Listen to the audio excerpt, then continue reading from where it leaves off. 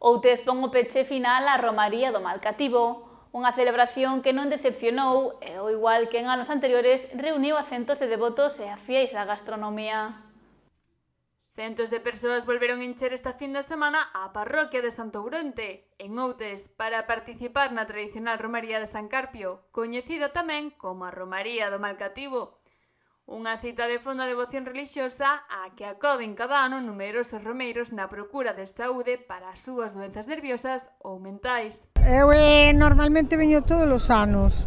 Para mí significa moito. Eu, cando tiña unha nena pequena, me truxeron aquí sin eu sabelo, porque sempre estaba moi mal. E gracias a traerme aquí que me truxeron uns matrimonios, foille moi ben desde esa, entón son moi devota desta santa. Non saco dolor da cabeza, é do corpo, pero bueno, na cabeza. Eu pido, este ano pido especialmente pola miña filla, que lle fai moita falta. O ritual mantense intacto. Tras pasar o pano polo manto do santo, os devotos lávanse na fonte e dan nove toquiños coa cabeza ao cruceiro rezando.